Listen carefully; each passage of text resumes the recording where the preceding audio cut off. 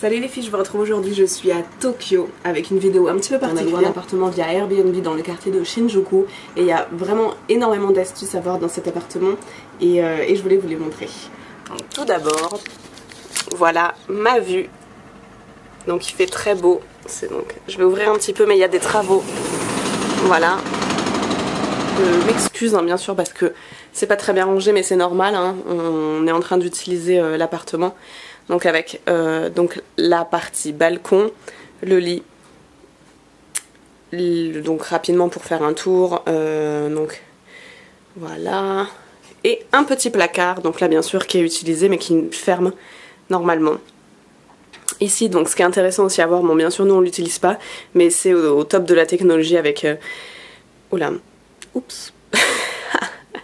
Donc avec un vidéophone, il y a un emergency call, donc un appel d'urgence, une alarme anti-feu, point hyper intéressant. En fait c'est ce petit crochet, accrocher les clés comme ça au moins on sait où elles sont dans les petits espaces, il faut que rien traîne. Ça, en fait c'est cette porte coulissante en fait qui sépare la partie chambre de la partie salle de bain, cuisine, etc. Donc une porte coulissante en bois et qui s'arrête en fait exactement au bon endroit et en fait qui est esthétique, à la fois ouverte et fermée et avec un mélange en fait bois et béton qui est assez intéressant.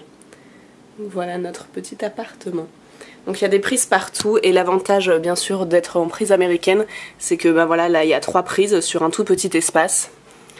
Autre aussi truc intéressant, c'est ça c'est une multiprise. Donc la partie noire en fait ça c'est une multiprise où il y a 3 prises. Comme les fiches de prises américaines sont très petites, ça permet d'avoir des multiprises minuscules. Donc on a cette petite cuisine qui est en fait donc la porte d'entrée ici. On va y venir à l'instant. Et une toute petite cuisine qui doit faire je pense 3 mètres de long. Donc si on regarde, en fait on a ici donc un tout petit frigo avec congélateur et frigo, donc vraiment taille assez petite, je dirais presque encore plus petit que nos mini frigos avec un freezer en France. Intéressant en fait c'est là avec cet espace qui fait même pas 15 cm. Donc en fait il a mis ces rangements qui permettent de trier, la poubelle, enfin de trier les différentes poubelles recyclables. Et je trouve ça vachement intéressant parce que souvent on dit dans les petits appartements on peut pas faire de tri parce qu'il n'y a pas de place de mettre plusieurs poubelles, et en fait on voit qu'avec ce système on rentabilise l'espace d'un tout petit coin qui était un peu perdu pour pouvoir faire le tri recyclable. Et un tout petit mini four, on croirait un jouet tellement il est minuscule, mais ça fait partie du fun japonais. Et ensuite donc la cuisine qui est toute neuve, hein, parce que c'est un condo qui est tout neuf, donc qui est comme ça. Avec les choses intéressantes, bon déjà c'est un matériau qui est hyper clean. La crédence en fait, et le mur là il est fait en un espèce d'inox, donc très facile à nettoyer. Ensuite bon bien sûr placard habituel, juste dans le placard une petite astuce que j'ai vue en fait en fouillant un petit peu. C'est en fait un petit lutin où il y a tous les toutes les garanties de toutes les choses qu'il a achetées, et je trouve ça vachement intéressant et intelligent de pouvoir le garder dans la cuisine parce qu'au moins on sait où sont toutes les factures et toutes les garanties de tout. Autre point hyper intelligent, c'est donc les hottes en fait qui sont un petit peu différentes de chez nous mais qui permettent de mettre des petits crochets. Donc là il y a des crochets en fait pour accrocher les ustensiles et maximiser la place. Autre chose intéressante aussi, c'est cette espèce de petit meuble en fait pour tenir la planche à découper. Donc encore une fois au moins tout est là, tout est pratique. Avant-dernière chose, avec un petit crochet ventouse, il a accroché cette petite planche qui permet en fait je pense de agrandir l'espace de plan de travail. Comme c'est vraiment une minuscule cuisine, il n'y a pas énormément d'espace de plan de travail, et du coup en mettant ça au-dessus de l'évier on peut utiliser la surface de l'évier comme plan de travail. Et dernière chose hyper intéressante, c'est ceci, c'est une petite ventouse en fait pour mettre l'éponge pour qu'elle puisse sécher en fait dans l'évier et qu'elle n'abîme pas la surface de votre plan de travail, mais qu'elle soit pas aussi en train de pourrir au fond de l'évier. Autre chose aussi, vous voyez dans cette cuisine en fait il y a un tout petit espace ici pour pouvoir ranger par exemple les épices ou les choses comme ça qu'on peut customiser.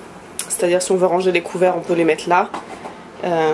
Et voilà, hyper intelligent pour maximiser en fait l'espace qui était disponible sous le comptoir. Rangement sous l'évier.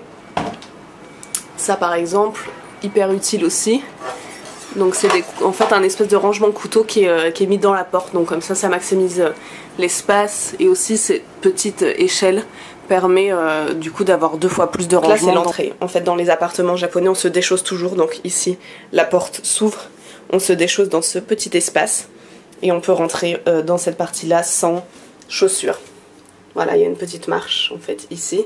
Et donc sur le côté juste de l'entrée, il y a un petit placard à chaussures, donc hyper pratique. Donc là on a pu mettre les nôtres qui montent jusque tout en haut. Donc on peut mettre quand même au moins, je sais pas, peut-être au moins 10-12 chaussures. Et avec une lumière qui est au-dessus de l'entrée qui se détecte en fait automatiquement. Donc ça permet dès qu'on rentre dans l'appartement, si on a les mains chargées, d'avoir déjà la lumière directement. Et sans avoir besoin de toucher l'interrupteur ou de chercher l'interrupteur.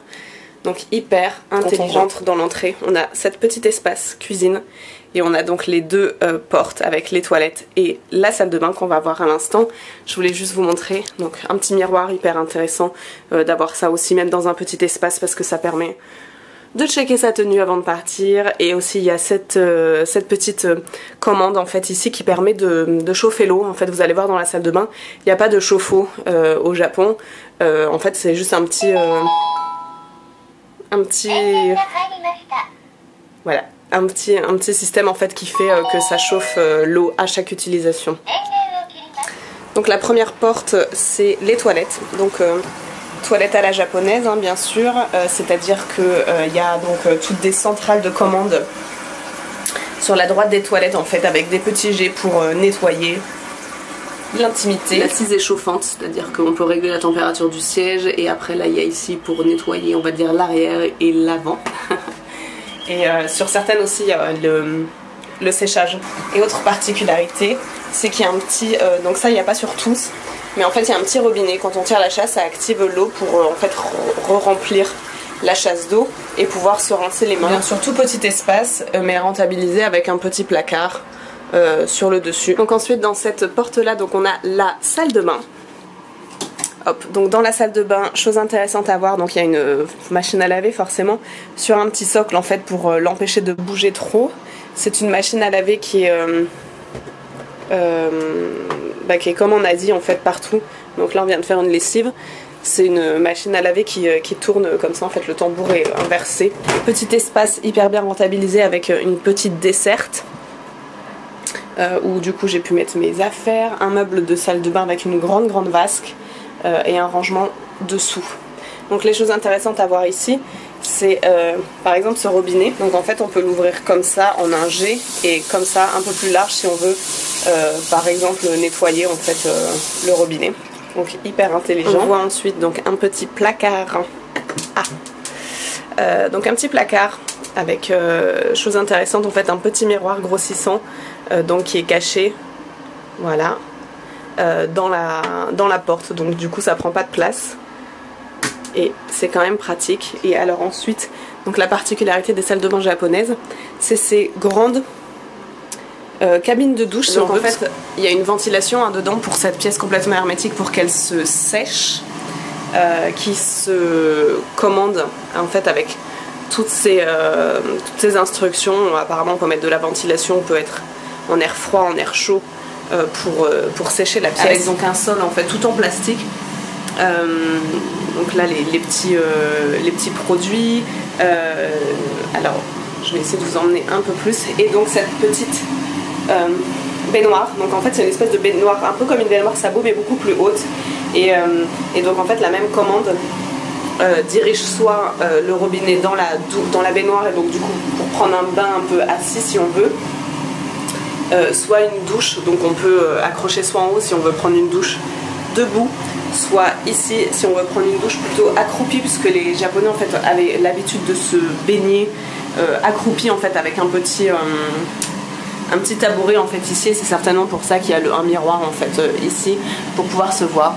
Encore une fois quand on allume l'eau, ce que je vous ai montré tout à l'heure, en fait on a des commandes ici qui ne veulent, enfin moi bien sûr je les comprends pas, mais du coup on peut recommander l'eau chaude. Pour la salle de bain, donc moi je trouve encore une fois hyper pratique avec donc les petites étagères sur le côté pour poser les produits et la douche, et du coup ça permet d'avoir un espace hyper hermétique, pas se retrouver avec une salle de bain en fait qui est complètement embumée. Autre petite particularité, j'espère que vous allez pouvoir m'entendre parce qu'il y a la soufflerie du coup pour aérer en fait l'espace. Donc il y a des petits supports en fait avec une barre.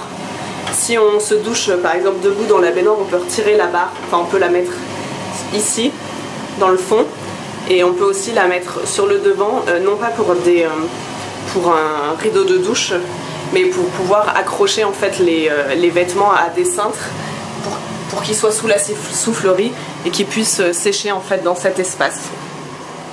Voilà pour la salle de bain. Hop.